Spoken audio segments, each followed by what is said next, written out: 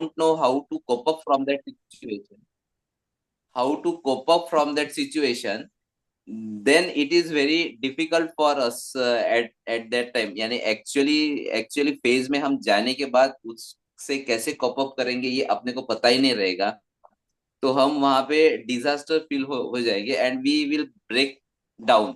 सो actually voluntary stammering यानी कि ये एक, it is just kind of one of the simulation कि हम एक्चुअली वो उस फेज में जाके जहाँ पे हमको मेंटल और इमोशनल ट्रॉमा है उसके साथ डील कैसे करना है और उससे एक्चुअली कोप अप कैसे करना है.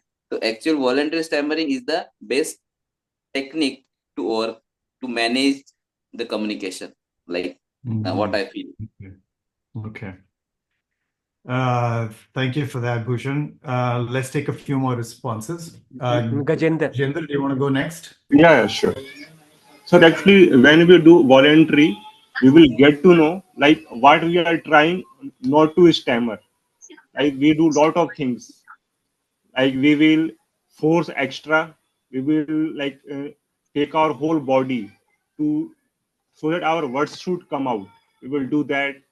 We will like our face go like way some different way, and like sometimes we will go backward. So we will do a lot of things that we don't know. Even me, like this is a new thing. Before this, I never call any therapist in my life, and I always get fear. Like if I call, if I stammer, what they will think. They will think, okay, he's stammer, he is stammering. So lot of things, and main thing is like it is what I feel. It is the more most difficult thing, voluntary for anyone.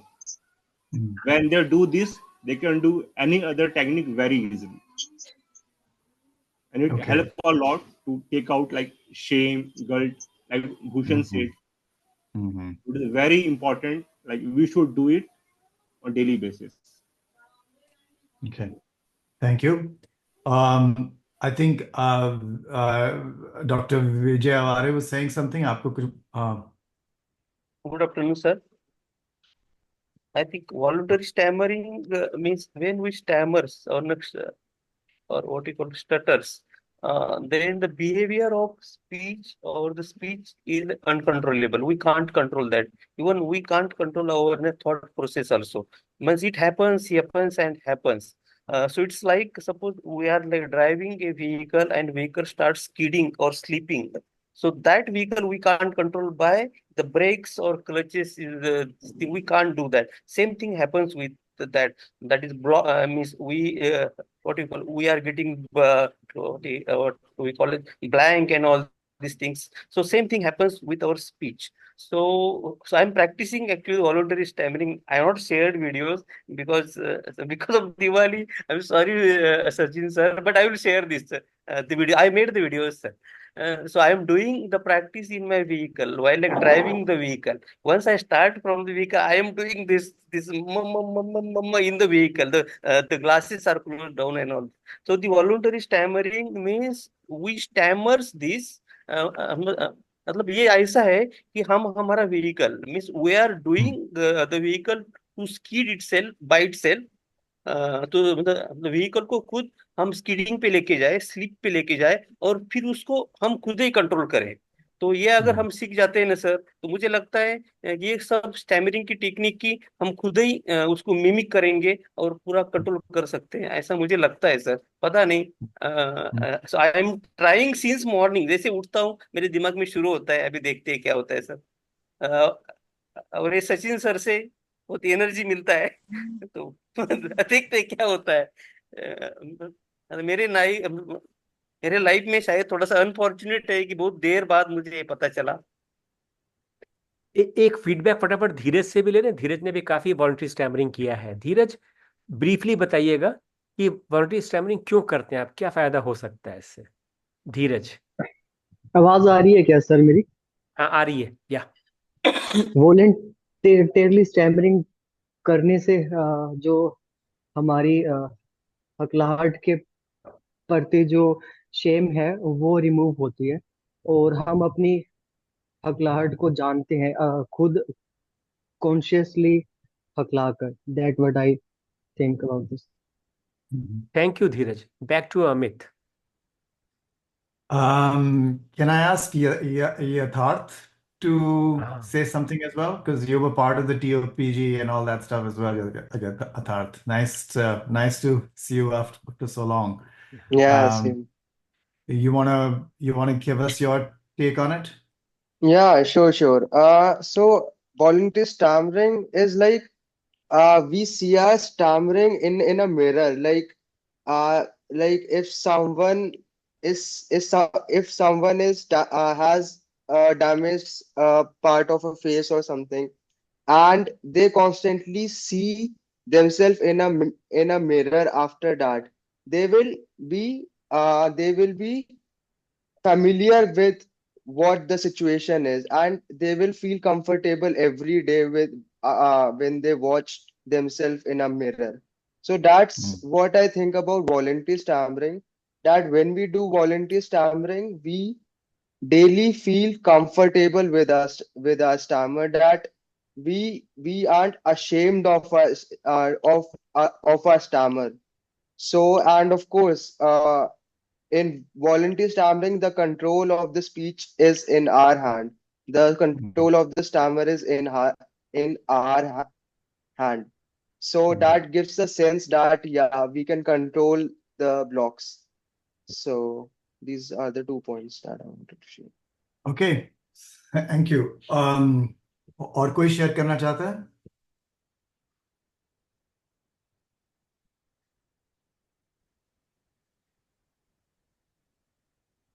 So let's take some of the points here. Let's try to summarize them a little bit. तो मैं थोड़ी सी voluntary stammering करूंगा आपके साथ, और अभी मैं थोड़ा टाइमर पे जाऊंगा, एक 60 सेकंड के लिए करूंगा। और आप जो देख रहे हैं कि मैं वॉलंटरी स्टैमरिंग आपके साथ कर रहा हूं, तो मैं बहुत लाइट वॉलंटरी स्टैमरिंग कर रहा हूं। इसका मतलब ये है कि मैं अम, थोड़ी रेपिटेशन जो अपने अपने अपने आर्टिकुलेटर्स में डाल रहा हूँ, अपने मुंह में डाल रहा हूँ, जैसे इट्स सिमिलर टू बाउंसिंग, लेकिन जैसे कि टीसा में सिखाते हैं, bouncing is a little bit slower, more rhythmic, more patterned. यहाँ पे रिदमिक भी है, but you know there are many different ways to voluntarily stammer. I can stammer in a light way, जैसे मैं हर एक दो दो शब्दों के बाद एक थोड़ी सी रेपिटेशन अपनी स्पीच में डाल रहा हूँ। ये थोड़ी लाइट, ये भी स्टिल लाइट वॉलंटरी स्टैमरिंग है, लेकिन ये फ्रीक्वेंट है। तो मैं लाइट फ्रीक्वेंट वॉलंटरी स्टैमरिंग कर सकता हूँ, लाइट इनफ्रीक्वेंट वॉलंटरी स्टैमरिंग कर सकता हूँ, मैं टाइट वॉलंटरी स्टैमरिंग भी कर सकता हूँ। अब मैं अपने आर्टिकुलेटर्स में, अपने मुंह में, जीभ में, होठों में थोड़ी सी ज्यादा टेंशन डाल रहा हूँ, फ्रीक्वेंटली डाल रहा हूँ, और थोड़ी सी ज्यादा, बहुत टाइट नहीं है, लेकिन लाइट से, जैसे मैंने पहले दिखाया था, ज्यादा टाइट है। तो there are many different ways to stammer. We all know that. Obviously, we all know that. We all stammer in different ways. We're all different people, right? So we stammer in very different ways. कोई लोग repetition करते हैं, कोई prolongation करते हैं, कोई blocking करते हैं, ज्यादा जोर लगाते हैं तो वो जोर जो है आंखों में दिखाई देता है, शक्ल पे दिखाई देता है, जीभ पे दिखाई देता है। तो ये this is all just different ways of pushing. और द बेसिक प्रिंसिपल ये है कि हम पुश क्यों करते हैं, क्यों जोर लगाते हैं? क्योंकि जोर लगाने से हम आगे बढ़ सकते हैं। ये जो बेसिक सिस्टम है, that effort, physical effort restores continuity, is a very common principle that we see every day. क्योंकि कोई भी मोटर मूवमेंट है, जैसे कि हम चल रहे हैं, भाग रहे हैं, तैर रहे हैं, बोल रहे हैं, इट इज ऑल मूवमेंट। और मूवमेंट में अपना ही इंटरनल रिवॉर्ड सिस्टम होता है। इसका मतलब बस यही है कि continuing the movement and stopping the movement willfully is self-perpetuating, it's self-rewarding. और इस reward system, the body follows this reward system. यही होता है कि अगर आप जैसे आप साइकिल चला रहे हैं, उसकी चेन जो है थोड़ी सी अटक गई, साइकिल चलाते वक्त आपकी चेन जो है, साइकिल की चेन थोड़ी अटक गई, तो आपका फर्स्ट रिस्पॉन्स क्या होगा? ये नहीं होगा कि उसको धीरे से पुश करके आराम से निकालें, नहीं, रिस्पॉन्स होगा कि उसको पुश करके निकालें. जैसे कि डॉक्टर विजयवाला ने बोला कि हम थोड़ा सी स्किड में जाते हैं तो हमारा टिपिकल रिस्पॉन्स होता है जिसको जोर लगाएं. तो यहाँ पे क्या हो रहा है कि वॉलंटरी स्टैम्परिंग में जो हो रहा है, we are looking at the connection between effort and continuity differently. We are playing around, we are experimenting. हम जो है फिजिकल एफर्ट के साथ प्रयोग कर रहे हैं कि हम फिजिकल एफर्ट ज्यादा लगा सकते हैं, हम फिजिकल एफर्ट कम लगा सकते हैं. और कॉन्टिन्यूटी जो है, जो फॉरवर्ड मूवमेंट जो है, वो उससे कैसे अफेक्ट होती है. ज, ज, ज, जैसे मैं अभी फिर से वॉलंटरी स्टैमरिंग के पोस्चर में जा रहा हूँ.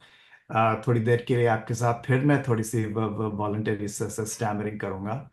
तो आप देख रहे हैं कि क्योंकि मैं लाइट वॉलंटरी स्टैमरिंग कर रहा हूँ, कंट्रोल से कर रहा हूँ. कंट्रोल से इसलिए मैं कर सकता हूँ क्योंकि मुझको बहुत प्रैक्टिस है इसके लिए, और मैं हिचकिचाता नहीं हूँ, मैं हेजिटेट नहीं करता वॉलंटरी स्टैमरिंग करने के लिए. मैं रोज का करता हूँ, जहां भी किसी के साथ भी जो है, कॉफी शॉप में, रेस्टोरेंट में, दुकान पे, जहां भी है, कभी भी मैं वॉलंटरी स्टैमरिंग कर सकता हूँ. इसलिए मुझे कोई शेम नहीं है, गिल्ट नहीं है. तो ये सब कुछ जो है वॉलंटरी स्टैमरिंग से अकम्प्लिश होता है कि मैं खुद डिसाइड कर रहा हूं जिस शब्द के मैं जिस शब्द से मैं अड़ता हूं, जिस शब्द को बोलने में मुझको एंजाइटी फील होती है, उस शब्द के ऊपर मैं, अगर मैं सोशल स्पेस पे वॉलंटरी स्टैमरिंग करूं, तो मेरी बॉडी में जो थ्रेट परसेप्शन जो है कि मैं अपनी अपने स्पीच को खुद मेरी बॉडी खतरा मानती है, वो खतरा कम हो जाएगा. Right, this is a page from exposure therapy. If you look at a lot of practices in speech therapy which are about desensitization, अपने आप को desensitize करना fear से, anxiety से, तो साइकोलॉजिकल लिटरेचर में वो है, this is all exposure therapy. अगर आपका सांप से आपको खौफ है, तो सांप से खौफ को कम करने के लिए क्या करना होगा? आपको धीरे धीरे एक्सपोजर करना होगा, आपको सांप को देखना होगा, उसके पास जाना होगा, धीरे धीरे पास जाना होगा. So there is a component of exposure therapy that is part of voluntary stammering. और स्पीच थेरेपिस्ट जो हैं यहाँ पे, particularly in the west, recommend करते हैं, काफी लोग जो हकलाते हैं उनको, वॉलंटरी स्टैमरिंग कीजिए. और ये पर्टिकुलरली इंपॉर्टेंट है अगर हम छुपाते हैं, अपनी स्पीच को छुपाते हैं. तो हम सब जानते हैं कि आइसबर्ग एनालॉजी क्या होती है स्टैमरिंग के लिए, right? Just like an iceberg, ऊपर का पार्ट दिखाई देता है जो ऑब्जर्वेबल पार्ट है, ऑब्जर्वेबल जो हकलाना है, रेपिटेशंस है, प्रोलोंगेशन है, आंखें झपकाना, ये सब कुछ जो है observable behaviour. This is above the iceberg. Beneath the iceberg तो हम जानते हैं क्या होता है, all the fear, the anxiety, avoidance, ये सब कुछ जो है. तो वॉलंटरी स्टैमरिंग एक ऐसी प्रैक्टिस है जो पूरा आइसबर्ग को एड्रेस करती है, क्योंकि इस पूरे आइसबर्ग में अगर हम आ, खौफ जो है अगर कम महसूस करें, एंजाइटी कम महसूस करें अपनी स्पीच के बारे में, अपना थ्रेट परसेप्शन अगर हम कम करें, तो obviously we are going to feel better, right? Just basically we're going to feel a little better about any social interaction. और दूसरी बात जो लोगों ने अभी कई कई कई कई लोगों ने ये बोला कि then you can also work on your speech differently. क्योंकि स्पीच एक ऐसी चीज है, और हकलाना पर्टिकुलरली ऐसी चीज है कि आपको, you can't work on it in a closet and think that this is going to translate into a like a regular behavior. ऐसे नहीं होता. ऐसा क्यों नहीं होता? क्योंकि हम अपने आप जब अपने कमरे में होते हैं, बोल रहे होते हैं, जैसे कि डॉक्टर विजय हमारे बोल रहे हैं कि ही प्रैक्टिस इन द कार, तो वो वहां पे हकलाना होगा ही नहीं। खिड़की ऊपर इसलिए करके, सोशल खिड़की सिचुएशन ऊपर। में, सोशल सिचुएशन में अगर प्रैक्टिस नहीं किया आपने, तो तो obviously, I mean, it's good to practice when you're in a car. Certainly, get comfortable with voluntary stammering when you're in the car, driving in the car or in your room.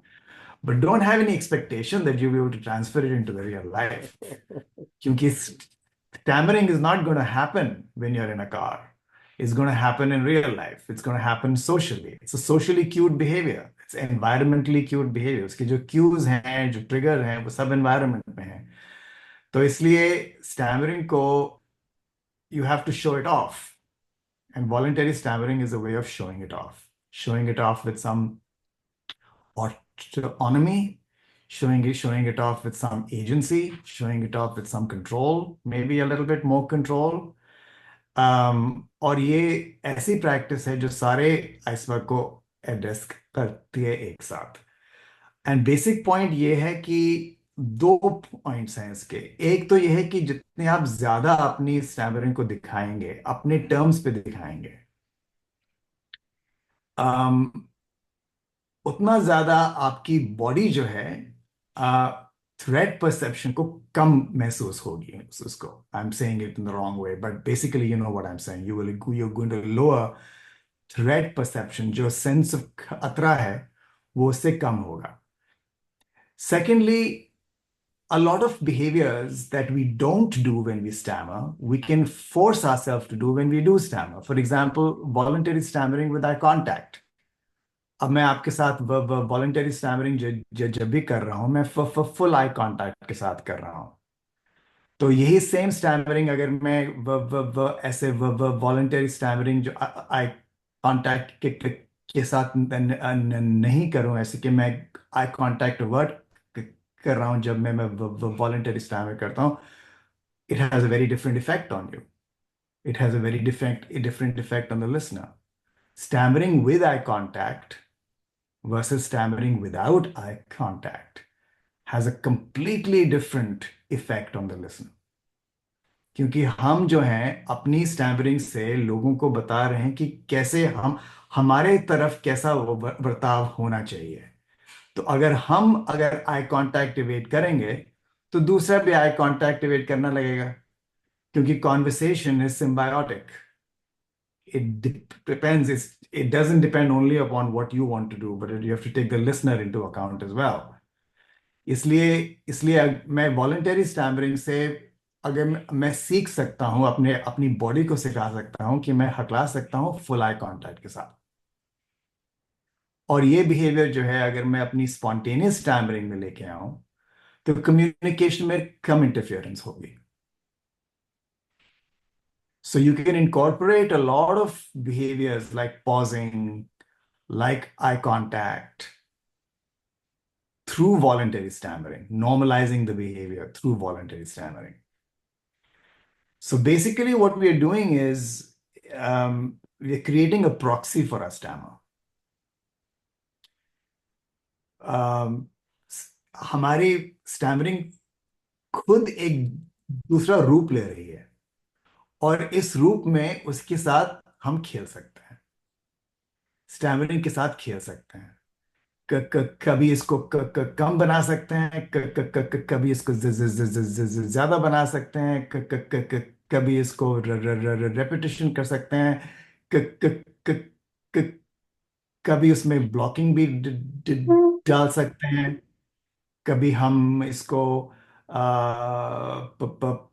Prolongation में बदल सकते हैं, कभी हम skid जो है उसको कम कर सकते हैं। जैसे जी में हम हकला रहे हैं, तो किसी शब्द के बीच में, ब्लॉक के बीच में उसको ग्लाइड करके निकाल सकते हैं। ये सब जो एक्सपेरिमेंटेशन जो है, जो हमको लगेगा कि हमारा खतरा कम हो रहा है, हम कम्युनिकेशन बिहेवियर्स नॉर्मलाइज कर रहे हैं, पॉजिंग के साथ स्टैमर कर रहे हैं, माइंडफुली स्टैमर कर रहे हैं, आई कांटेक्ट के साथ स्टैमर कर रहे हैं, और कंट्रोल से स्टैमर कर रहे हैं। ये सब बड़ी पावरफुल चीजें हैं, क्योंकि हम हमारी जो हकलाहट है, हकलाहट का जो अनुभव है हमारा, वो उसको शिफ्ट करने के लिए, सारे एक्सपीरियंस को शिफ्ट करने के लिए, this is the bigger point I am making now, one of the biggest points, कि हमको it allows us to approach stammering differently. Our bodies are used to avoiding it. So voluntary stammering is an approach behavior. एक speech pathologist हुआ करते थे जिन्होंने बहुत contribution किया है फील्ड में, उनका नाम था जोसेफ शीहन. वही थे जिन्होंने आइसबर्ग एनालॉजी का इस्तेमाल किया और आइसबर्ग के बारे में बताया कि हकलाना ऐसे कि एक हिमखंड है, उसका ऊपर का पार्ट, उसके नीचे का पार्ट. उन्होंने ये भी बताया, एक एक और कॉन्सेप्ट उनको उन्होंने ये भी कंट्रीब्यूट किया कि stammering is an approach avoidance conflict. मतलब कि it is a struggle between two opposite things. किसी चीज को अवॉइड करना और किसी चीज को अप्रोच करना. These are oppositional concepts, these are opposite things. किसी चीज को हम अप्रोच और अवॉइड साथ साथ नहीं कर सकते, लेकिन human beings are clever, so we can approach things by avoiding, right? So we can word substitute. किसी वर्ड के ऊपर हम सोच रहे हैं कि हम हकलाएंगे, तो हम पहले से प्रिपेयर करने जाते हैं कि उसको अवॉइड करना है. फिर अगर अवॉइड नहीं होता, हम बीच में हो जाते हैं, तो उसको पुश करके रिलीज करना है. दिस अवॉइड रिलीज जो है, avoid release part of the motor pattern जो है, जैसे कि मैं आपको जैसे कि मैं आपको सिमुलेट करके दिखाता हूँ. मैं इस शब्द के ऊपर, जो जो शब्द आने वाला है, 2-3 सेंटेंसेस में आने वाला है, उसके ऊपर हकलाहट मुझे टिपिकली महसूस होती है. तो जब मैं वर्ड अप्रोच कर रहा हूँ, let's say the word is New York. अगर मैं न्यूयॉर्क बोलना चाहूंगा और मैं जानता हूं, मेरा शरीर जानता है, at a somatic level I know that I am going to stammer on in New York. तो क्या होगा? अगर मैं हकलाना नहीं चाहता, तो बीच में तो रुक नहीं सकता, तो मैं उसको पोस्टपोन करूंगा थोड़ी थोड़ी देर, कि मैं अगले हफ्ते I'm going to say New York, but I'm trying not to say it because I'm going to stammer on the word new. तो मैं um, अगले हफ्ते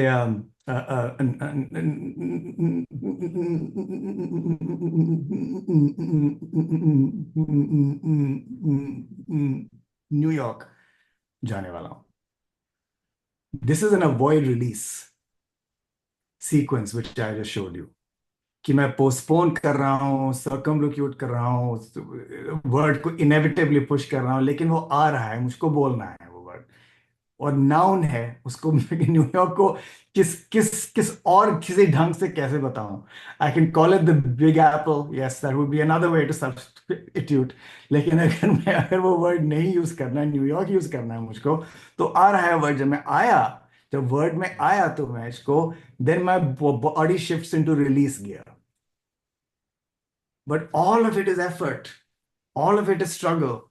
All of it is physical struggle, emotional struggle, intellectual struggle. उसके बाद जो है, जैसे कि मैं जोर से हकलाया, मुझको अच्छा नहीं लगा, हो सकता है लिसनर मुझ पे हंसने लगा, तो अगली बार मैं वर्ड नहीं यूज करूंगा. तो अगर वर्ड नहीं यूज किया, तो फिर ज्यादा एंजाइटी होगी नेक्स्ट टाइम मैं this is all part of the whole cycle. We all know this cycle very very well. I am just saying something that all of us already know. तो voluntary stammering से क्या होगा कि अगर मैं expect कर रहा हूं कि एक वर्ड आने वाला है न्यूयॉर्क, जिसकी मैं हक लाऊंगा, तो मेरा स्टाइल जो है, शायद मुझको option, I will have the option to do it a little bit differently. If I start voluntary stammering before I use that word, then there is a good likelihood कि मैं जब उस वर्ड के ऊपर जाऊंगा, तो उसके ऊपर बाउंस करके निकल भी पाऊंगा, जैसे कि न्यूयॉर्क. अब मैं न्यूयॉर्क क्यों बोल सकता हूं? क्योंकि मैंने वॉलंटरी स्टैमरिंग पहले से ही शुरू कर दी, right? So I am approaching the stuttering moment in a completely different way.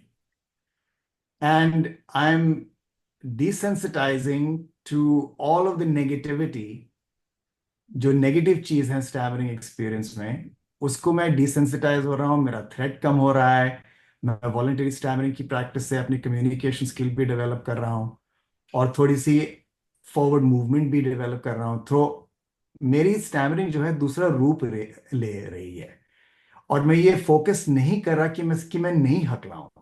ये बहुत ही इंपॉर्टेंट बात है कि मेरा फोकस ये नहीं कि मैं फ्लुएंट रहूं, मेरा फोकस है कि मैं दूसरी तरह से हकलाऊं।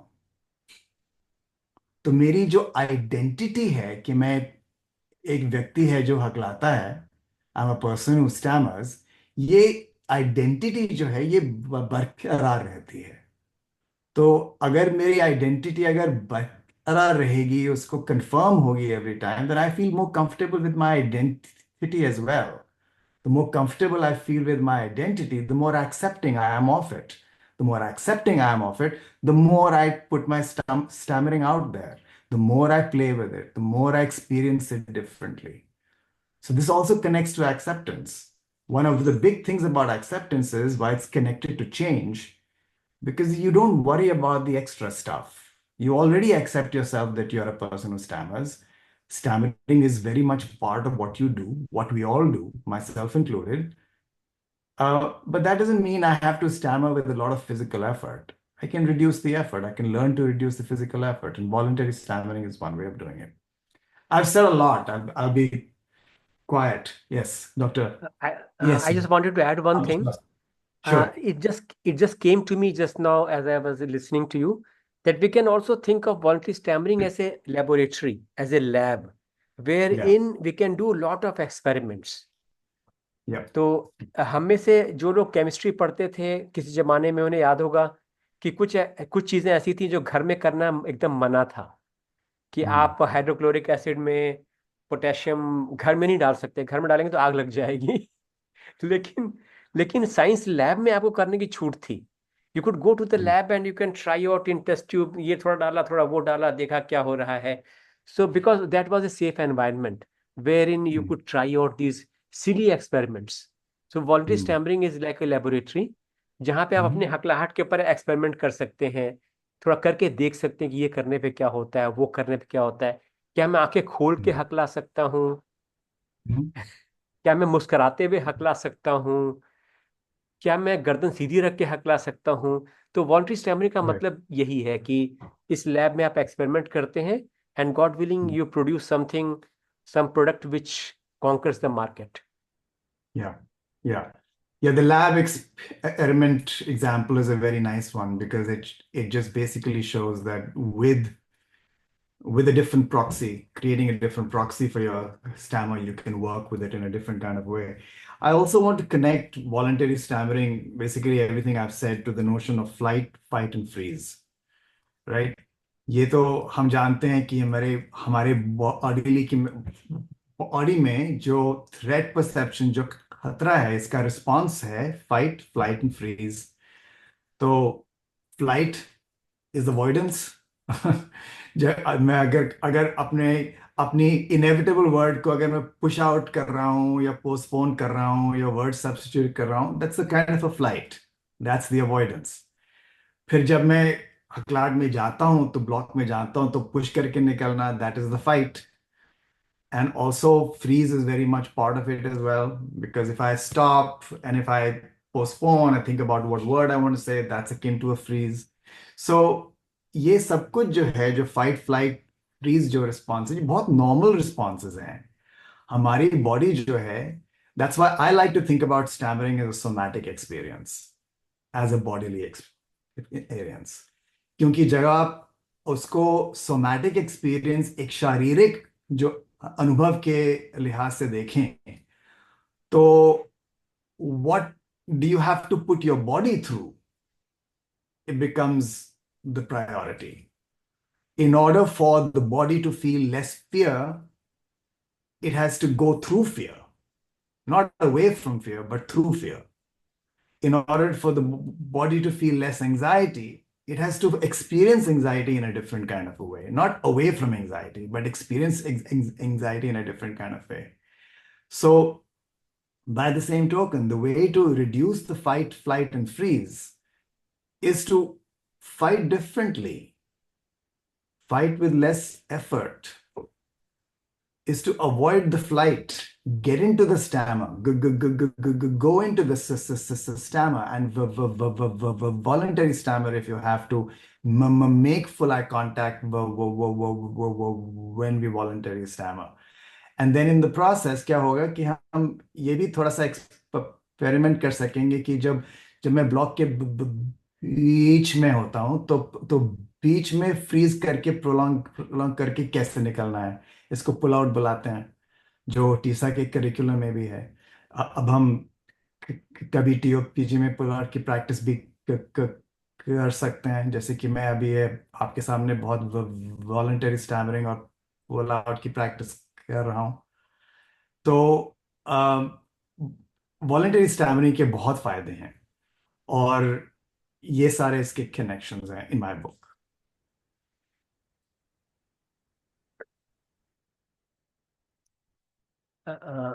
Can we talk a little bit about how to go about practicing these techniques, especially bouncing prolongation? Yeah, I think the biggest thing to take into account when practicing any technique, any modification of the speech, is to create a leveling exercise. अगर आप speech therapist के पास जाएं, कोई decent speech pathologist who knows how to work with stammering, one of the things that hopefully they'll make you do is come up with a hierarchy, कि I call it leveling. जब मैं लोगों के साथ काम करता हूँ और लेवलिंग बोला, लेवलिंग का मतलब कि ये है कि मैं आपको एक्चुअली व्हाइट बोर्ड के ऊपर दिखाता हूँ। It will be easier for me to show it to you over there. Because it's novel behavior, right? Novel behavior, नई behavior learn करने के लिए आपको आसान से कठिन सीक्वेंस के ऊपर जाना है। तो if you think about 3 zones, ये सेफ जोन है। इस सेफ जोन के बीच में कौन लोग हैं, किस जगहें हैं, किस टॉपिक्स हैं। It's usually a combination of people, places and topics, कि इस सेफ जोन में कौन कौन सी चीजें हैं जो कि मैं कर सकता हूं आसानी से, किन लोगों के साथ बात करता हूं आसानी से। It could be a TISA member, it could be anybody, but identify communication partners, that's the key। किन लोगों के साथ मैं खुल के रेगुलरली वॉलंटरी स्टैमरिंग कर सकता हूं। This is in my safe zone, okay। Outside the safe zone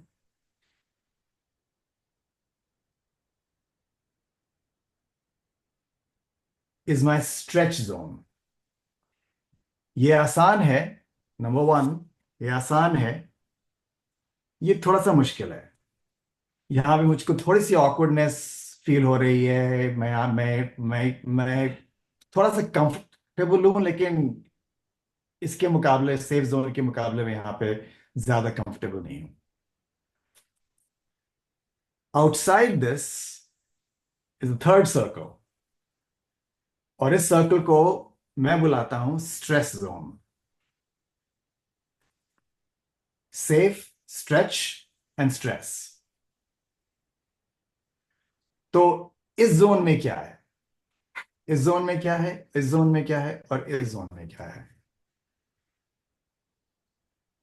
so whatever behaviour, जो भी नॉवल बिहेवियर, नई बिहेवियर हमको प्रैक्टिस करना है, जैसे कि वॉलंटरी स्टैमरिंग है, किस टाइप की वॉलंटरी स्टैमरिंग है, ये सब कुछ प्री डिसाइड करके प्रैक्टिस करके try to do it in your safe zone first. That is absolutely important, क्योंकि अगर आप ये नहीं डिसाइड करके आप कम्युनिटी में जाके वॉलंटरी स्टैमरिंग करेंगे तो आपको बहुत एंजाइटी होगी। ये body is not used to it. So get used to it first. Like I said, it's a somatic experience. एक शारीरिक रूप में कहाँ पे आपको एंजाइटी कम महसूस होती है, वहां पे आप ज्यादा रिस्क ले सकते हैं. तो सेफ जोन में क्या है वहां वहां पे, उसके बाद स्ट्रेस जोन में. और क्या होगा over time I have seen this time and time again, this safe zone, the stress zone becomes your safe zone. Now we got two circles. This one becomes your safe zone, and this becomes stress zone, becomes your stretch zone. Or over time it becomes you can take more and more risks. So my recommendation to anybody who's doing some experimentation with speech is to develop this hierarchy first. ये ladder जो है, ये सीढ़ी जो है, उसको आप सीढ़ी मान सकते हैं, उसको आप concentric circles मान सकते हैं, जो भी आपको इमेज ठीक लगे, कि सीढ़ी पे ऊपर के बाद लोअर रंग कौन सी है, और उससे स्टार्ट करके ऊपर जाएं. क्योंकि क्या होगा, then in the process of doing this you'll be taking small risks which are very manageable, but doing it frequently, that's the other part. Daily practice. This is like अगर आप voluntary stammering को एक दवाई के जैसे सोचें, तो what is the dose of behavior, right? What is the dose of this new behavior? So giving yourself a dose of this behavior on a daily basis in your safe zone is perhaps a very good way to begin. Secondly, the dose has to be limited. Any dose is very limited, right? It can't be an open-ended dose. 500 mg. It has to start with 5 mg, then 10 mg, 15 mg, increasing the dose. अगर यही analogy आप ले लें, तो जिसके साथ भी आप voluntary stammering करेंगे, particularly safe zone में, उनको बताइए कि आप करने वाले हैं. Do it with self-disclosure. Front load the self-disclosure कि मैं हकलाता हूं, जैसे आप जानते हैं, मैं क्या अपने स्पीच के साथ थोड़ी सी एक्सपेरिमेंट करना चाहता हूं. तो मैं आपके साथ 60 सेकंड जो आपको कहानी बताऊंगा, या न्यूज़पेपर में जो कोई भी टॉपिक के बारे में, but keep it closed ended. 60 second, 90 second, because this takes a lot of mindfulness. उसके लिए वॉलंटरी स्टैमरिंग को सस्टेन करने के लिए बहुत ध्यान जरूरी है, बहुत अटेंशन जरूरी है, क्योंकि we are doing something very different with our speech, right? We use our speech to make meaning. जैसे कि हम गाड़ी चला रहे हैं, तो हमको रोड पे फोकस करना है, ये नहीं फोकस करना है कि व्हील का क्या फील है और गियर स्टिक कहाँ है. इनिशियली जब हम सीख रहे हैं गाड़ी चलाना, तो इस सब चीज के ऊपर ध्यान हमारा होगा, लेकिन over time it becomes automatic behaviour. Speech is the same way. Speech is very highly automatic behaviour. So we use speech to make meaning, we don't focus on movement. तो अगर मूवमेंट पे अगर फोकस करना है while making meaning, then it has to be short term, closed ended.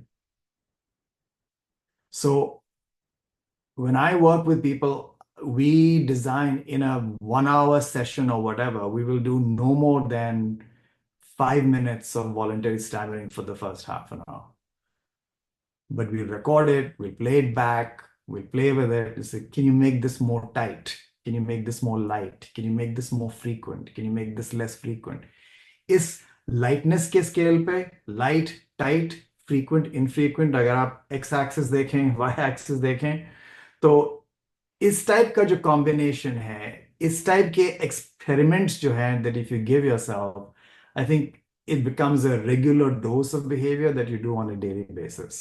अगर आप the more you practice it, जितना हम ज़्यादा अपनी हकलाहट के ऊपर काम करेंगे social situation में. And you can practice this in solo practice. I think I would definitely recommend doing some voluntary stammering solo. जैसे कि डॉक्टर हवारे बता रहे हैं कि he practices in his car. ठीक है, keep doing all that, but make sure कि अगर आपने कार में practice की, तो एटलीस्ट थोड़ी सी वॉलंटरी स्टैमरिंग उस दिन जो है यू विल डू किसी के साथ socially also, and hopefully in your safe zone, because that's going to be easier.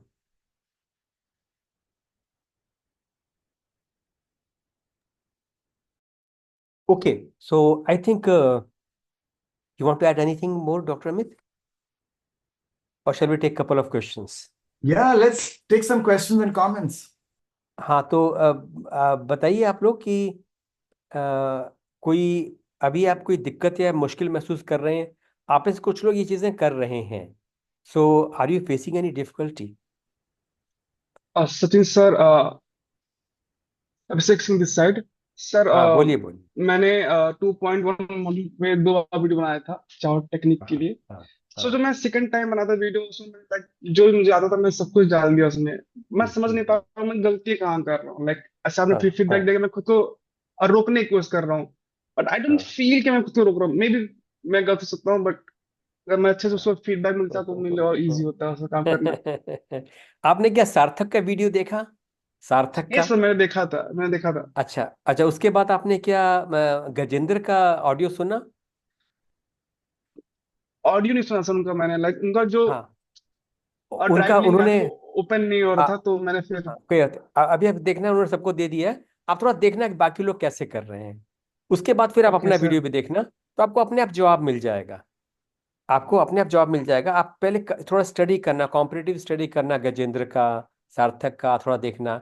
Okay मैं अगर हिंट देना चाहूँ तो मैं यही कहूंगा, मैं हिंट के नाम पे, कि वॉलंटरी स्टैमरिंग तो आप कर रहे हैं, लेकिन थोड़ा कंजूसी कर रहे हैं, थोड़ा सा रुक ओके रुक के कर रहे हैं. मतलब खुल के बिंदास फॉरवर्ड मूविंग वॉलंटरी स्टैमरिंग नहीं कर रहे हैं. थोड़ा सा करते हैं फिर रुक जाते हैं. मतलब कहीं पे मुझे ऐसा लगता है जैसे अभी भी आपका डर आपको पीछे से रोके हुए है, कि जैसे कोई अंदर से कह रहा हो कि अभिषेक हकलाना मत, अगर तुम हकलाए तो दुनिया फांसेगी तुम पे, तुम बदनाम हो जाओगे, तुम्हारी शादी कभी नहीं होगी. शादी होगी आपकी? Yes sir. अभी सोचा नहीं है सर, अभी तो बहुत लेट. आप अपना वीडियो देखना. मतलब ओके इंप्रेशन जो सर. मिलता है वो इंप्रेशन ये मिलता है कि आप अभी भी बच बच के. आपने कभी देखा है कुछ लोगों को होली खेलते हुए, वो बच बच के होली खेलते हैं. मैं वो खुद कहते आता हैं हूँ सर. वो कहते हैं रंग तो लगाना, बस थोड़ा सा यहाँ पे लगा. यस और सर. ऐसे लोगों को सामने वाला जो है ना खूब रंग डालता है. तो कहने का मतलब सिर्फ ये है कि वॉलंटरी स्टैमरिंग करो, but with great Joy and abandon. आपने जैसे अपने आप को पूरी ओके आजादी दे दी है कि आज एकदम खून की होली खेलेंगे वॉलंटरी स्टैमरिंग के साथ. ऐसा एटीट्यूड ओके. होना चाहिए. ठीक है. और आप थोड़ा बाकी लोगों का भी देखना कि बाकी लोगों ने कैसे किया है. आपने सो अच्छा सर, प्रयास किया. मैंने कहीं पे कहा है कि it's a good video, but you have to do a little bit more. हाँ, ये पूछिए. सेम प्रॉब्लम जो और दो तीन टेक्निक से, प्रोलॉन्गेशन, बाउंसिंग एंड एक और है, उसमें भी ये सेम दिक्कत मैं कर रहा हूँ कि लाइक वो थोड़ा हाँ सही हाँ है. हाँ. अच्छा, एक बात और भी मैं कहना चाहता हूँ कि आप कभी ऐसा मत सोचो कि दो वीडियो बना के मेरी पॉजिंग परफेक्ट हो जाएगी. ओके 2 दिन अंग्रेजी में good morning good evening sir बोलने के बाद तीसरे दिन आप अंग्रेजी में धारा प्रवाह इंटरव्यू नहीं दे सकते.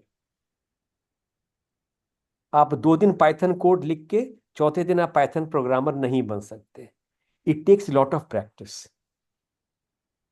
और ओके. और अगर मैंने सार्थक या गजेंद्र का एग्जांपल दिया है, तो आप उनसे हम्म. पूछना कि वो कितने कितने दिन से कर रहे हैं. वो काफी दिन से कर रहे होंगे. ऐसा नहीं कि उन्होंने ओके. टीओपीजी में आने के बाद ही स्टार्ट किया है. सो हर किसी को समय लगता है. आपको भी समय लगेगा, मेरे को भी समय लगा था. टाइम थोड़ा लगेगा, बार बार करना पड़ेगा. वीडियो, और सिर्फ वीडियो बनाना ही काफी नहीं है, बल्कि स्ट्रेंजर कॉल में करना है, कॉल रिकॉर्ड करनी है.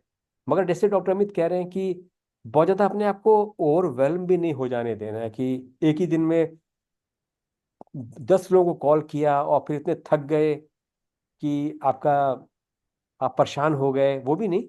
But make it A daily practice. आप रोज सुबह 2 अजनबियों को कॉल मिलाएं, उस पर वॉलंटरी स्टैमरिंग करें, और धीरे धीरे हो जाएगा. मतलब आप निराश मत होइए कि मेरे वीडियो को 5 स्टार क्यों नहीं मिला. अरे ऐसा नो मत sir, I am always ready for feedback. सोच. ठीक है, ठीक है. Okay okay sir, thank okay. You so much. अच्छा, और किसी कोई सवाल है, और किसी कोई डाउट है? अरहम, आपका कुछ सवाल?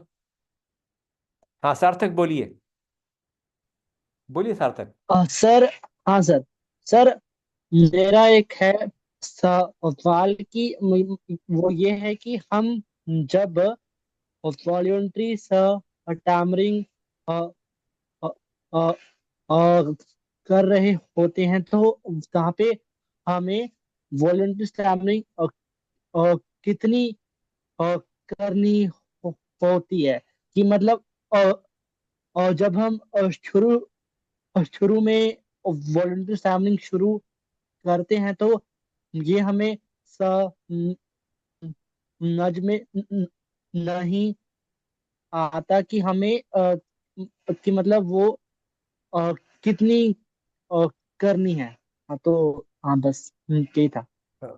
Over to doctor Amit. हालांकि उन्होंने भी बताया है कि बहुत ज़्यादा नहीं करनी है, पूरे दिन भर नहीं करनी है, लिमिटेड लिमिटेड गोल रखना है कि मैं 2 लोगों से कॉल पे बात करूंगा और एक वर्ड पे स्टैमरिंग करूंगा, वो है गुड मॉर्निंग, या वो कोई दूसरा वर्ड है।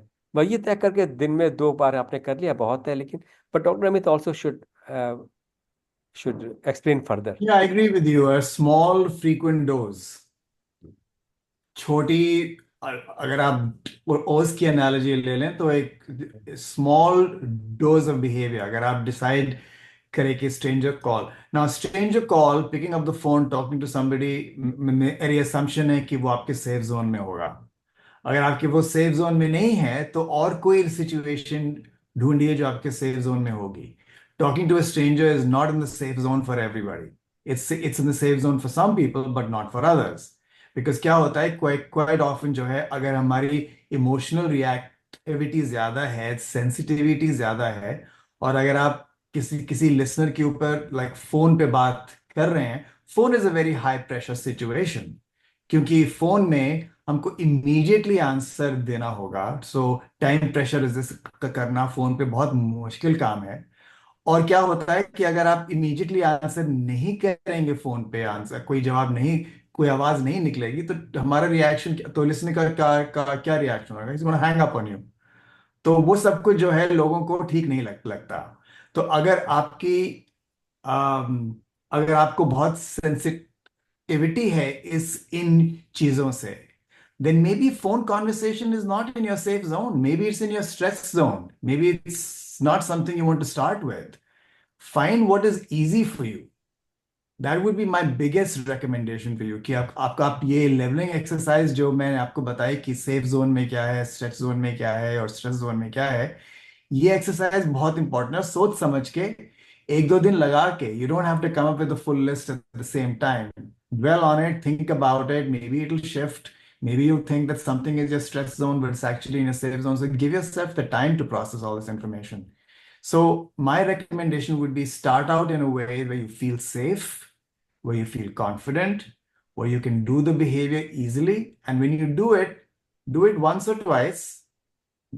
प्री डिसाइड कीजिए कि आप किस शब्द के ऊपर हकलाएंगे, किस शब्द के ऊपर वॉलंटरी स्टैमरिंग करेंगे, और कैसे करेंगे। प्रोलॉन्गेशन करके करेंगे, बाउंसिंग करके करेंगे, किस लिहाज से, किस ढंग से आप वॉलंटरी स्टैमरिंग करेंगे।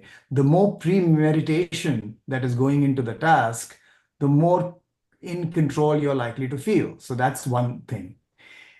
मेरे 2-3 जो है, जैसे कि अभी सार्थक ने सवाल पूछा, add a couple of things.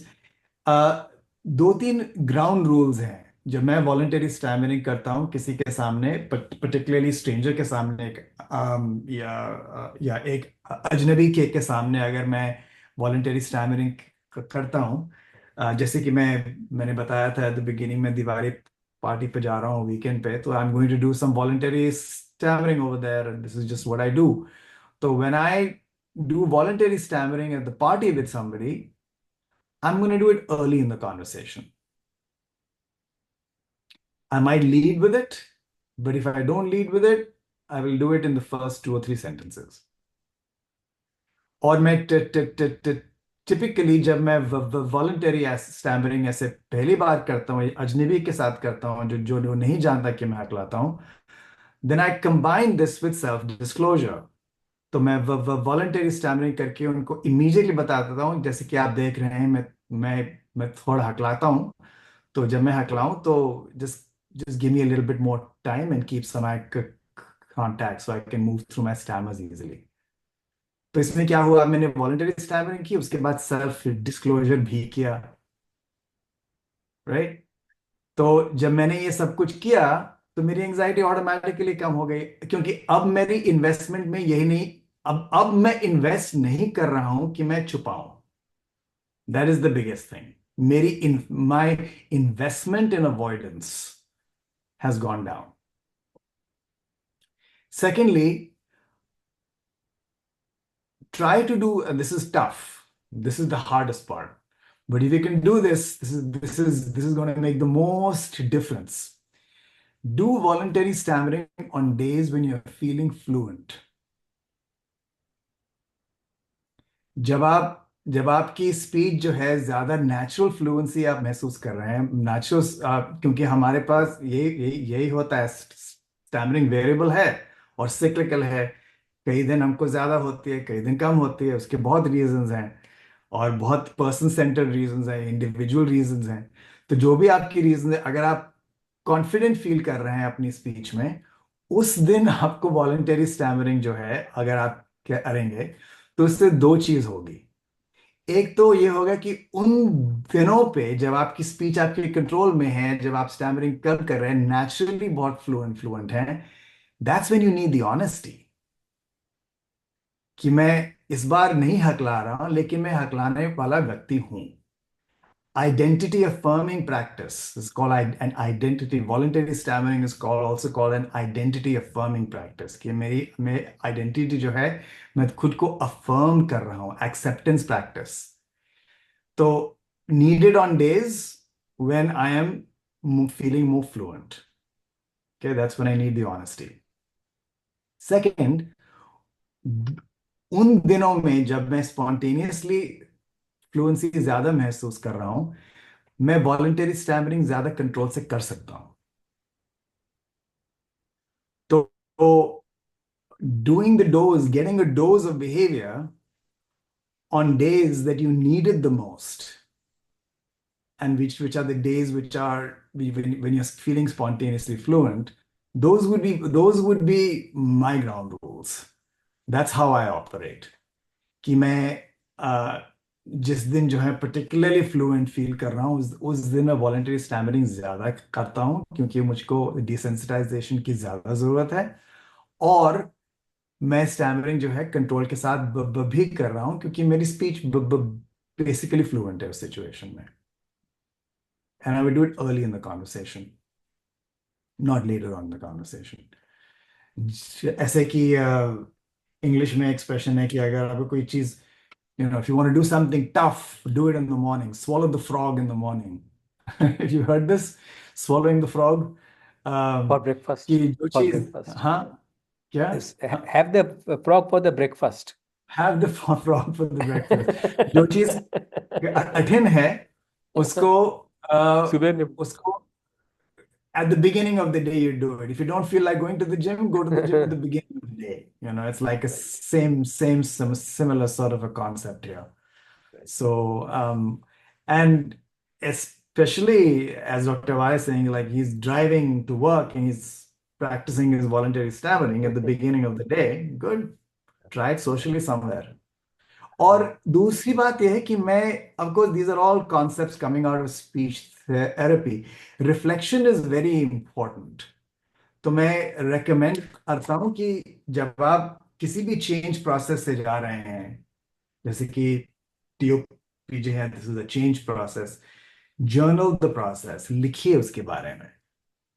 Reflection is very important, क्योंकि reflection में क्या होगा कि अब आप लिखेंगे तो it's another investment in the task, right? That goes without saying कि अगर आप ज्यादा इन्वेस्ट कर रहे हैं इस चीज में, और इम्पोर्टेंट चीज है कि आपने अपने आप को आप डेटा दे रहे हैं, क्वालिटेटिव डेटा दे रहे हैं कि मैंने वॉलंटरी स्टैमरिंग इस व्यक्ति के साथ की, ये पर्सन मेरे सेफ जोन में था, 60 सेकंड के लिए किया, मैं रेपिटेशन करने वाला था, लेकिन मुझको इस वर्ड के ऊपर रेपिटेशन ठीक नहीं लगी तो मैं उस वर्ड के ऊपर की।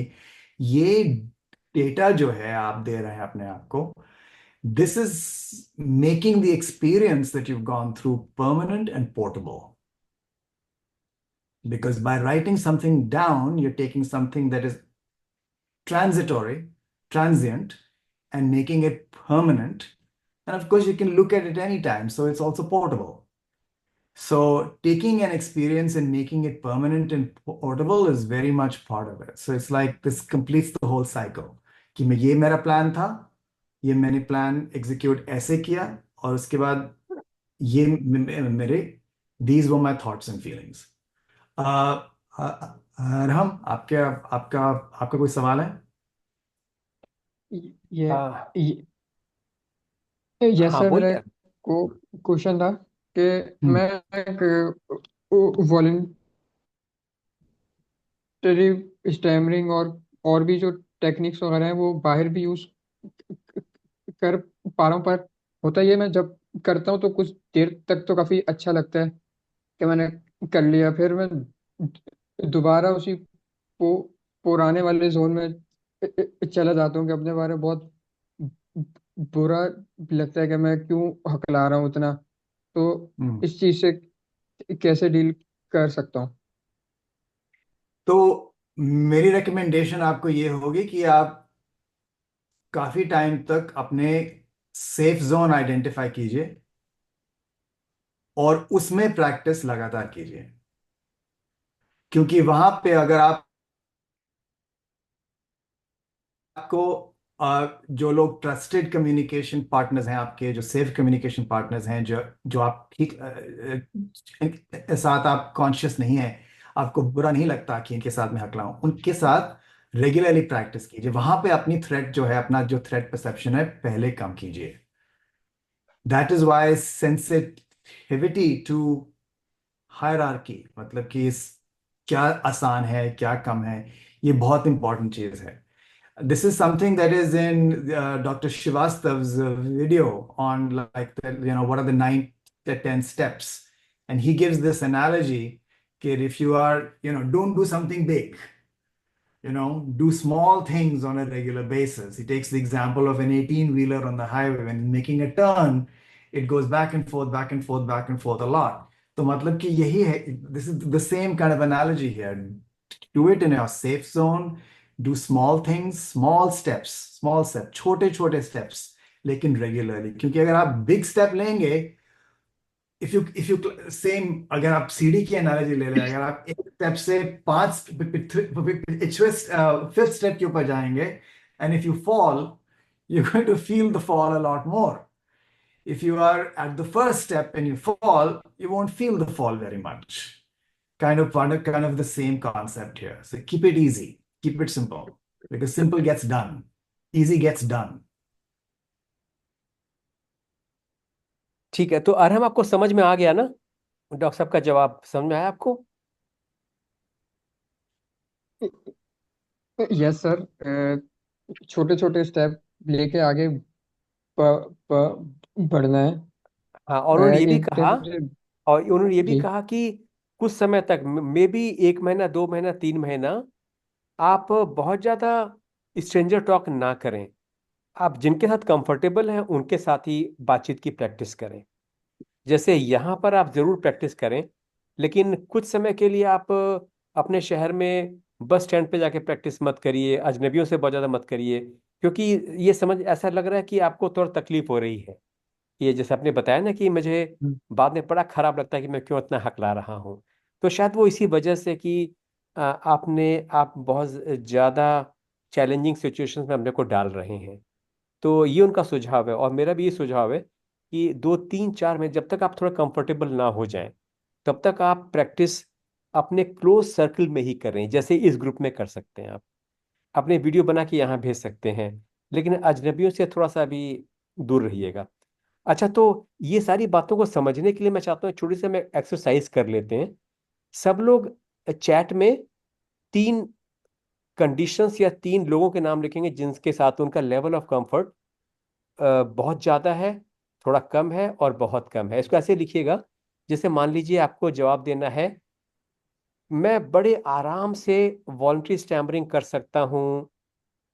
नंबर 1, अपने अपने परिवार के छोटे बच्चे के साथ। मेरे परिवार में मेरा भतीजा है, नेव्यू 5 साल का है, उससे मैं आराम से वॉलंटरी स्टैमरिंग कर सकता हूँ कि हेलो गोलू, तुम कहाँ जा रहे हो। तो मैं उसके साथ बड़े आराम से कर सकता हूँ। तो नंबर 1 आप लिखिएगा, my nephew who is 5 year old। फिर उससे थोड़ा ज्यादा मुश्किल जो लगता है उसका आप नंबर 2 में लिखिए कि थोड़ा और, लेकिन मुझे थोड़ा मुश्किल लगेगा doing voluntary stammering with my neighbour. Neighbour में जो मिस्टर गुप्ता रहते हैं उनके साथ करना मुझे अभी मुश्किल लगेगा। फिर नंबर 3 में आपको लिखना है जिनके साथ करना आपको बहुत कठिन लगेगा। जैसे ये हो सकता है पुलिस कांस्टेबल से वॉलंटरी स्टैमरिंग करना, ट्रैफिक पुलिस वाले से वॉलंटरी स्टैमरिंग करना, या ऑफिस में अपने बॉस के साथ वॉलंटरी स्टैमरिंग करना, या अपने कॉलेज में अपने टीचर के साथ के सामने या उसके साथ वॉलंटरी स्टैमरिंग करना। तो ये 3 चीजें आपको चैट में लिखनी है। नंबर 1 जिसके साथ आप सबसे आसान पाते हैं, नंबर 2 जिसके साथ आप थोड़ा कठिन पाते हैं, नंबर 3 जिसके साथ आप बेहद मुश्किल पाते हैं वॉलंटरी स्टैमरिंग करना। ये करने में you will understand the idea of developing a hierarchy. तो अभी आप इसको करके दीजिए मुझे फटाफट एसएमएस में। So write down this 3 answers. Number 1, the easiest person और the situation where you can happily stammer, जहाँ पे आपको हकलाने में कोई संकोच नहीं, आप खुल के हकला सकते हैं। जैसे ये आपको कोई जिगरी दोस्त भी हो सकता है, ठीक है, घर का कोई बच्चा हो सकता है, क्या सचिन पता sir, sorry to interrupt you. Uh, क्या क्या पता आपके घर की बिल्ली हो सकती है। हाँ बोलिए ओडेश, सर बोलिए ये हमें बोलिए। ये जूम चैट पे करना है कि टेलीग्राम पे करना है? जूम चैट में करना है, जूम चैट अभी ओके करना है अभी, ताकि मैं देख ओके सकूं उसको हम डिस्कस कर सकें। ओके एक एक दो दो line. Number 1, my nephew who is 5 year old। Number 2, mister Gupta who lives in the neighbour in my neighbourhood. And number 3, my boss, because I can never never never voluntarily stammer in presence of my boss. तो from easiest to hardest, 1 2 3, 1 easiest, number 3 hardest, ये 3 चीजें मुझे लिख के SMS करिए जरा, तो हम उसको डिस्कस करेंगे फिर। While people are writing this, I have one more thing I wanted to या say in terms of the of voluntary stammering practice. It just occurred to me कि this role of solo practice, practicing by yourself and not in a social space. तो ये situation जो है, इसको इसका थोड़ा सा वेरिएशन भी हो सकता है कि you can do a solo practice in a social space. तो अगर आपको सोलो प्रैक्टिस या अगर करनी है, किसी रीडिंग प्रैक्टिस में करना है, ट्राई करना है वॉलंटरी स्टैमरिंग कोई रीडिंग में, तो अपने कमरे में मत कीजिए, पार्क में जाके कीजिए, सही है, या सही बात। या या बस स्टैंड पे जाके कीजिए। सोशल स्पेस में कीजिए with in an year shot of somebody, कि आपको कोई सुन सके। तो उसमें क्या होगा कि आप कॉन्वर्सेशनली बात नहीं कर रहे हैं किसी के साथ, सो प्रेशर कम है, you don't have the communicative responsibility of a listener, you don't have that variable, but you have a social setting जिसमें हकलाहट होती है। So this is solo practice with in a social context. It is still solo, it is not social, but the context is social because people can hear अस। अभी मैंने share किया है, भूषण ने बहुत ही अच्छा हायरार्की दी है। और मैं ये भी कहना चाहता हूँ कि हायरार्की जब आप डेवलप करेंगे तो मुमकिन है कि आपकी हायरार्की में 7 8 10 स्टेप भी हों। अभी सिर्फ समय बचाने के लिए मैंने 3 आपको बोला था। तो भूषण ने बहुत अच्छा लिखा है। भूषण ने दिया है कि comfortable with my wife, stress with my colleagues, and feels very depressed with my in loss. तो एकदम सही लिखा है उन्होंने। ज्यादातर गुड। शादीशुदा लोगों के साथ ये होता है कि वाइफ के साथ वो कुछ भी बता देते हैं कि कल रात में राइट क्यों लेट आया राइट। लेकिन लेकिन बॉस को या ऑफिस में पता, ये चीजें जिक्र डिस्कस करना बहुत मुश्किल है। और मदर इन लॉ के साथ तो करना सबसे मुश्किल वही है। तो ये 3 हायरार्की हो गई। तो इसका मतलब ये कि जब वो प्रैक्टिस कर रहे हैं तो इन बातों को ध्यान में रखते हुए पहले वो अपने परिवार में करेंगे, वाइफ के साथ, फैमिली के साथ बताएंगे, वॉलंटरी स्टैमरिंग करेंगे, ट्राई करेंगे। फिर जब कुछ हफ्ते बीत जाएंगे, कुछ महीने, 1 2 महीने बीत जाएंगे, जब उनको लगेगा कि हाँ आई एम फीलिंग कंफर्टेबल, अब वॉलंटरी स्टैमरिंग करते हुए मेरा दिल इतना ज़्यादा नहीं धड़कता, I don't get so many uncomfortable feelings, तब वो ऑफिस में कर सकते हैं किसी एक कलीग के साथ जो सबसे क्लोजेस्ट है। और जब ये करते हुए कोई 2 साल बीत गए हों, तब एक दिन उनको अपनी मदर इन लॉ के साथ भी फोन पे जरूर करना चाहिए कि माता जी, मैं आपको शुभ दीपावली बोलना चाहता था, या ऐसा कुछ भी। उनके बर्थडे पे उनको विश कर सकते हैं, या कोई त्योहार पे उनको विश कर सकते हैं वॉलंटरी स्टैमरिंग करते हुए। तो हायरार्की में प्रैक्टिस करने का मतलब ये है कि आप आसान से कठिन की ओर जा रहे हैं, और हर स्टेप पे आप काफी सारा समय बिता रहे हैं। मतलब हड़बड़ी में नहीं है कि मुझे फटाफट अपने फादर इन लॉ को बताना है कि मैं कितना अच्छा हकलाता हूँ। एकदम से वहां पे छलांग नहीं मारनी, बल्कि धीरे धीरे धीरे जाना है। अच्छा, बाकी भी लोगों का जवाब देख लेते हैं जरा। गजेंद्र ने लिखा है, माई क्लोज फ्रेंड इजिएस्ट, जो टीम में है। उसके बाद मुश्किल है अपने टीम लीड के साथ, मेरी टीम का जो लीडर है। और हार्डेस्ट है उनके ऑफिस में जो उनका सबसे सीनियर मैनेजर है। तो जाहिर बात है कि उन्हें बाउंसिंग मैनेजर के साथ नहीं करनी चाहिए, पहले शुरू करना चाहिए अपने दोस्त के साथ। उदेश कुमार ने बहुत अच्छा लिखा है, सेफ एरिया, तीसरा मेंबर्स एंड माय पेरेंट्स। एकदम सही लिखा है। तीसरा में आप definitely you should feel safe, क्योंकि तीसरा में हम सब हकलाने वाले हैं। स्ट्रेच एरिया है younger brother, relatives and stranger. And stress area है माय वर्क स्पेस। यस।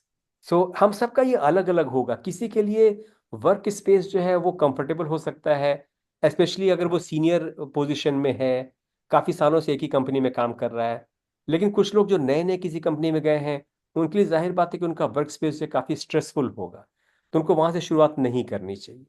तो गोकुल राम ने भी अच्छा लिखा है, easy, my own friends and small kids. Medium, stranger call और random call.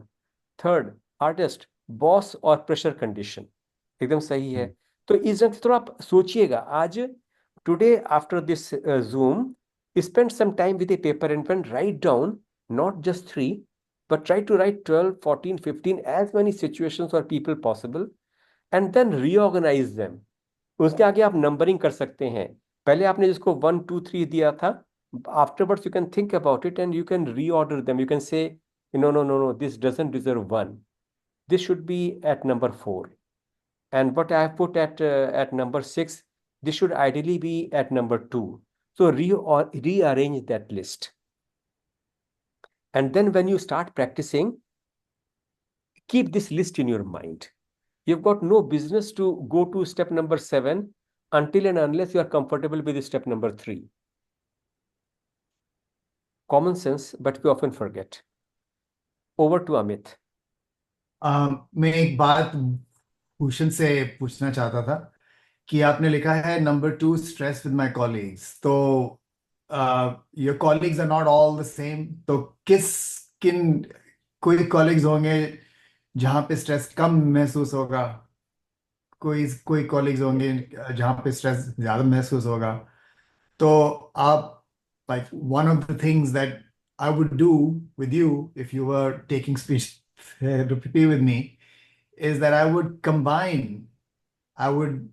would ask you कि इस हफ्ते, अगले हफ्ते, जैसे कि आपने अपनी वाइफ के साथ 1-2 हफ्ते जो है प्रैक्टिस की, तो और कोई है सेफ जोन में, उसके साथ 4 बार प्रैक्टिस कीजिए, जर्नल कीजिए, लिखिए उसके बारे में। उसके बाद हम स्पीच थेरेपी सेशन में बात कर सकते हैं उसके बारे में। And there could be a time where you sort of combine 3 instances of talking to somebody in your safe zone and 1 instances of your stress zone। कि मतलब कि अगले हफ्ते जो है, 2 हफ्ते के बाद, मैं 2-3 लोगों के साथ जो है, जो मैं आसानी महसूस करता हूँ, जिनके साथ आसानी से वॉलंटरी स्टैमरिंग कर सकता हूँ, 3 बार इस हफ्ते उनके साथ, और चौथी बार जो है एक कॉलीग के साथ जिसके जिसके प्रति मेरा स्ट्रेस जो है कम है। So now you're bringing the stretch zone into your safe zone. So there's still more proportion of safety, less proportion of stretch, but it's also there. So I might do a 3:1. I might recommend a 3:1 or a 4:1. Next time you sort of 4:2, 4:3, 4 bar. So keep what is in your safe zone, keep adding to that. And the only way you can add to that, do that much practice, is if you're doing short doses of behavior on a regular basis. इसलिए मैंने recommend किया है कि आपको timer के साथ कीजिए, 60 second कीजिए, 90 सेकंड कीजिए, उसको इंक्रीज कीजिए, क्योंकि it is normal behaviour, it's going to take time. दूसरी बात ये, मैं I want just correct this expectation right away. कई बार होगा कि हम वॉलंटरी स्टैमरिंग कर रहे हैं और वो असली हो जाती है, नकली स्टैमरिंग जो है असली स्टैमरिंग में कन्वर्ट हो जाती है। That is completely normal, is expected. Don't be surprised when that happens, and don't feel sad when that happens, because that is going to happen. हमारा ब्रेन जो है, हमारे जो न्यूरोलॉजिकल रूटीन्स हैं in saying something are so heavily entrenched that sometimes the voluntary stammering will turn real. ठीक है, expect that that will happen. लेकिन अगर आपने voluntary stammering eye contact से शुरू की है, तो spontaneous stammering से भी eye contact से खत्म कीजिए। Keep the eye contact the same. Expect that it will turn real. नकली चीज असली भी बनेगी, लेकिन उसके बीच में, नकली और असली के बीच में जो कंसिस्टेंट वेरिएबल जो है हमें को मेंटेन जो करना है, वो है eye contact. Okay, then you can make this more challenging and more interesting by adding another component called video self modeling. तो जब आपका जो बिहेवियर जो है इस लेवल पे पहुंच गया कि आप कंफर्टेबल फील कर रहे हैं वॉलंटरी स्टैमरिंग के साथ, तो अपने आप को रिकॉर्ड कीजिए। अगर आप सेफ जोन में बात कर रहे हैं, जैसे भूषण जो है is talking to his wife, keep a camera on the tripod, record yourself in the conversation. Now you creating a video model of yourself, कि अगर आप नेक्स्ट सिचुएशन में जाएंगे तो जो कि ज्यादा चैलेंजिंग भी हो सकती है, watch the video before you go. Video self modelling जो है एक ऐसी टेक्निक है जो कई लोग इस्तेमाल करते हैं बिहेवियर चेंज प्रोसेस में, बच्चों के साथ, एडल्ट्स के साथ।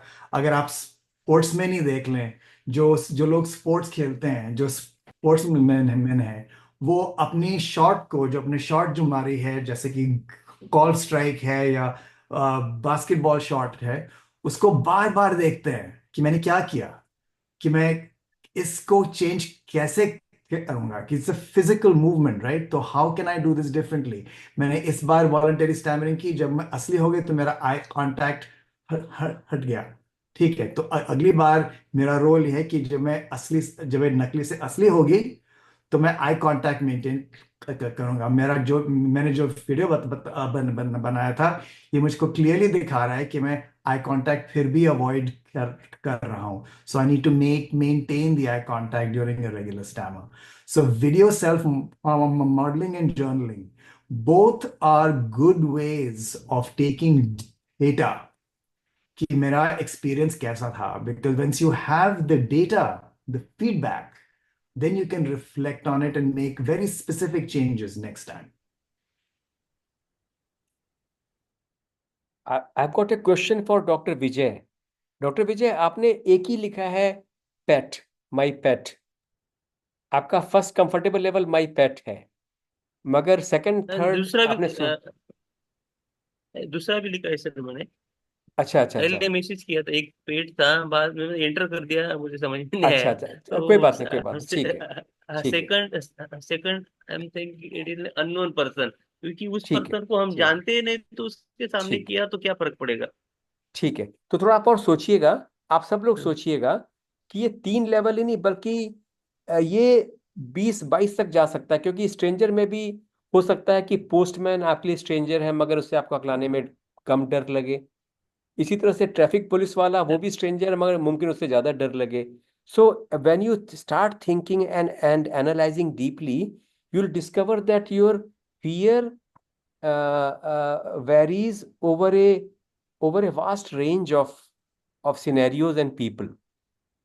तो अगर जैसे अभी अभी डॉक्टर अमित ने पूछा था कि ऑफिस में आपको डर लगता है, तो ऑफिस में क्या हर किसी से एक बराबर डर लगता है? जाहिर बात है नहीं, है ना। ऑफिस में आपके अगर 7-8 कलीग हैं, तो सबके साथ आपका लेवल ऑफ फियर एक जैसा नहीं है, किसी से थोड़ा कम होगा, किसी से थोड़ा ज्यादा होगा। हो सकता है कि आपका फ्रंट डेस्क में जो महिला बैठती है उससे आपको डर कम लगता हो, इसी तरह से हो सकता है आपके ऑफिस में एक एल्डरली जेंटलमैन है, गुप्ता जी, वो हर बात में गुस्सा हो जाते हैं, मुमकिन आपको उनसे डर ज्यादा लगता हो। तो ये वेरिएशन बहुत सारे हैं। So try to develop a hierarchy which captures this complexity and this diversity, and then accordingly move along those lines. Biggest problem मैंने देखा है सेल्फ हेल्प में कि we just pick up one idea or two ideas, and with that two idea we want to go and conquer the whole world over one weekend. मेरे को weekend मिला, मुझे weekend में सारे काम करने हैं, तो मैं वीकेंड में सारा करना शुरू करता हूँ, और रिजल्ट क्या होता है? By Monday morning I am very frightened and unsettled, क्योंकि सबके रिएक्शन अलग अलग थे। तो ये बहुत ज़रूरी है कि we go about it in a systematic and gradual way. जैसे गजेंद्र से मैं पूछना चाहूँगा, गजेंद्र आपने जो पॉजिंग वाला जो कॉल रिकॉर्ड शेयर किया है, उसमें जब आपने वहाँ पे कॉल किया था जहाँ पे वो एडल्ट्स की थेरेपी करते ही नहीं हैं, और जब उस मैडम ने बोला sorry we don't treat adults, we treat only children who stammer, तो यहाँ पे आप थोड़े से अनसेटल्ड हुए थे, आपका पॉजिंग गड़बड़ा गया था। क्या वजह थी? थोड़ा एनालाइज किया आपने इसके बारे में अपने आप को कि उसके बाद मैं क्यों पॉजिंग भूल गया, मैं क्यों तेजी से बोलने लगा? गजेंद्र। Yes sir. उसमें लाइक मेरे माइंड में यही था कि सामने वाला इतना जल्दी जल्दी बोल रहा है, तो like I am trying to match the speed. That was thinking that time. क्या क्या वहां पे ये बात तो नहीं थी गजेंद्र कि आपने पूरा कॉल करने का जो आपने पहले सोच के गए थे कि this is a speech therapy centre, so I will talk about speech therapy and I will ask them about fees and everything, refund है कि नहीं है, लेकिन उस महिला ने जब बीच ही में आपको रोक दिया कि sorry we don't treat adults, तो आप थोड़े से, आपके लिए अनएक्सपेक्टेड सा ये ब्लॉक सा आ गया कि उस महिला ने या बोला कि हम तो इलाज ही नहीं करते एडल्ट्स का, बच्चों का इलाज हम करते हैं। तो कहीं ये भी था कि your expectation was thwarted, or you were disappointed suddenly in the middle of a call? या true, because they have mention ये लाइक भी हुआ ना? For therapy. हाँ, ये भी या I just they have wanted to say mentioned this. like speech therapy, but हाँ they told like we treat like autism, like हाँ हाँ that. हाँ। तो यही मैं कहना चाहता हूँ कि आप लोग जब अपना वीडियो और ऑडियो सुनते हैं तो हर एक बात को बड़ी बारीकी से एनालाइज करिए कि यहाँ तक मैं अच्छा पॉजिंग कर रहा था, यहाँ पर क्या हुआ कि मैं अच्छी पॉजिंग नहीं कर पाया, या यहाँ तक मैंने वॉलंटरी स्टैमरिंग खूब अच्छे ढंग से करी है, एकाएक यहाँ बीच में क्या हो गया कि मैं कहीं और बहक गया। So try to analyse and understand your behaviours. यही पर्पज है। हम लोग जब कहते हैं ना कि आपने अपना वीडियो खुद देखा कि नहीं देखा, हम इसीलिए कह रहे हैं कि हमसे मेरे देखने से भी ज्यादा महत्वपूर्ण है आपका अपना खुद अपने वीडियो को देखना, कि इस वीडियो को खूब बारीकी से आप 2-3 बार देखें कि यहाँ पे मेरा फेशियल एक्सप्रेशन कैसा है, यहाँ पे मेरा पिच कैसा है, आई कांटेक्ट कैसा है, यहाँ पे मैं टेक्निक फॉलो कर पाया कि नहीं कर पाया, ये सारी बातें। Thank you so much. मुझे लगता है कि आज हमने काफी सारा आपको pre Deepavali, pre bonanza market वो दे दिया है। सर प्री एक बोनांजा क्वेश्चन है। फेस्टिवल ऑफर दे दिया, कुछ ज्यादा ही दे दिया आप लोग को। बोलिए बोलिए बोलिए।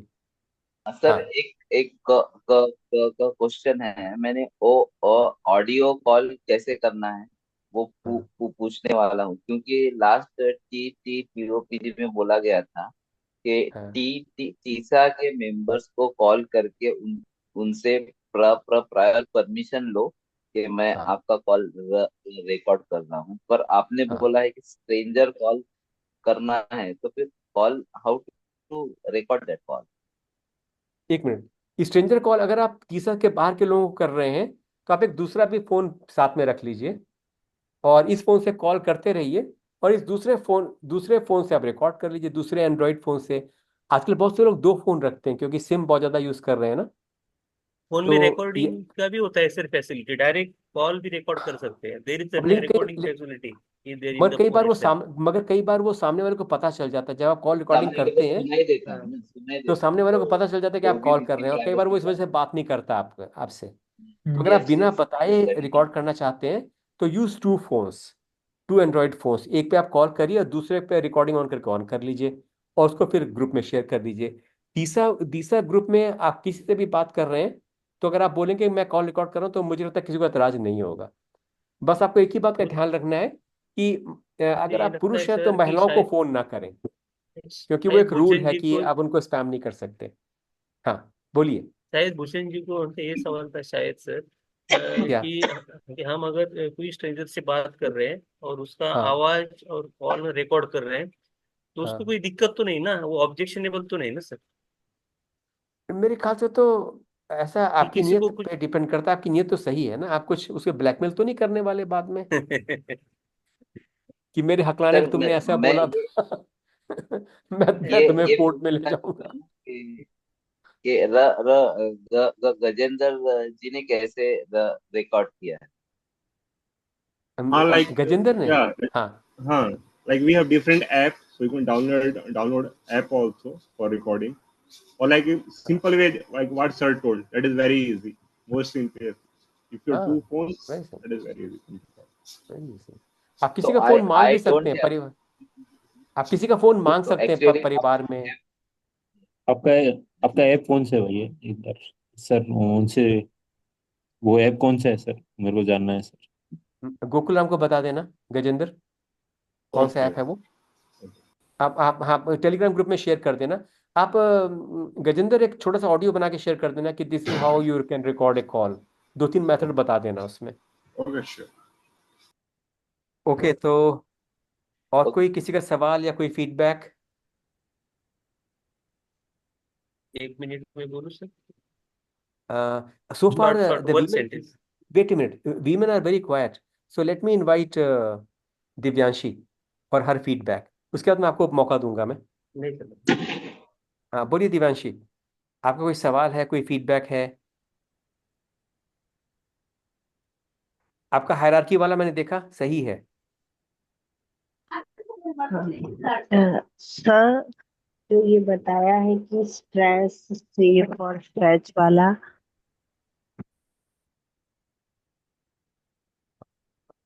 अगेन उसमें जो पूछना। उस हाँ पूछ। उसमें जो सर है, जैसे कि हम सेफ जोन में भी किसी से पूछ ले लेकिन हमारे माइंड में एक फियर रहता है, तो वो फियर हम ओवरकम नहीं कर पाते हैं। डॉक्टर अमित, तो जो आपका सेफ जोन में अगर फियर रहता है तो किस किस सिचुएशन में आपके पास कम से कम like least amount of fear? there will be fear in any situation, there can be fear in any situation, but there must be somebody, कोई होगा जिसके साथ आप बोल सकते हैं और उनको प्रिपेयर भी कर सकते हैं कि मैं आपके साथ वॉलंटरी स्टैमरिंग करने वाली हूं। So find somebody, it could be a member in TISA. Why don't you begin there? Find somebody in this group. Find somebody in this group that you can practice voluntary stammering with tomorrow or today or whatever, जहां पे आपको कोई fear नहीं है क्योंकि सब जानते हैं कि आप हकलाते हैं। तो उस सिचुएशन में स्टार्ट कीजिए जहां पे आपको फियर नहीं महसूस हो, और ज्यादा मत कीजिए, 1-2 बार कीजिए, लाइट वॉलंटरी स्टैमरिंग कीजिए, इनफ्रीक्वेंटली भी कीजिए, 60 सेकेंड, दैट्स इट। तो उस सिचुएशन में आपका that's like a reasonable expectation. Keep the expectation of the work very, very reasonable. I want to go back to one quick thing that Jendra said, which I think is very, very useful here. He identified that in response to your back and forth with him, he identified that the reason he could not continue doing the voluntary stammering or the bouncing is because the person was talking very fast. Yes, yes.